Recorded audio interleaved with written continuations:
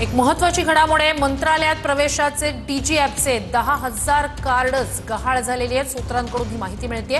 मंत्रालयात येणाऱ्यांनी ही कार्ड परतच न केल्याची माहिती आहे। कार्ड परत न केलेल्यांना आता संपर्क करण्याचा प्रयत्न होतोय।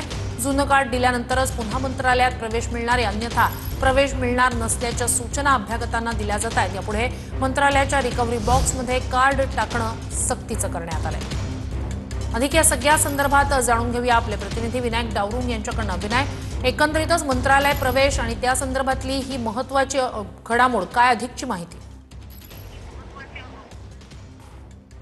बरोबर आहे। गेल्या काही महिन्यापासून आपण जर मंत्रालयात प्रवेश करायचा असेल तर डीजी ॲप जो आहे तो काढणं बंधनकारक असलेला आपल्याला पाहायला मिळते आणि त्यानंतर फेस आयडी जनरेट जो आहे तो डीजी ॲपचा होतो। आणि या सगळ्या बाबतीमध्ये जी एक माहिती समोर आलेली आहे, या माहितीनुसार जे नागरिक मंत्रालयात आपापली कामं घेऊन येतात त्यांना जो आयडी कार्ड दिला जातो, हा आयडी कार्ड परत करत नसल्याची माहिती जी आहे ती समोर आलेली आहे।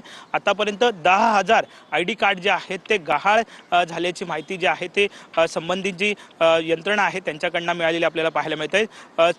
दररोज या ठिकाणी राज्यभरातले नागरिक जे आहेत ते आपापलं काम घेऊन मंत्रालयात मंत्र्यांकडे किंवा अधिकाऱ्यांकडे येत असतात। त्यांना प्रवेशासाठी हा कार्ड जो आहे तो दिला जातो। प्रवेश झाल्यानंतर स्वतःचं काम संपल्यानंतर हा आयडी कार्ड जो आहे तो मंत्रालयाच्या आउट गेटला जे बॉक्स ठेवलेले आहेत या बॉक्समध्ये टाकणं बंधनकारक आहे, परंतु अनेक नागरिकांनी किंवा अभियंत्यांनी हे कार्ड जे आहे ते आपल्या घरी विनायक, ही अत्यंत मोठी आणि महत्त्वाची घडामोड आहे। नक्कीच।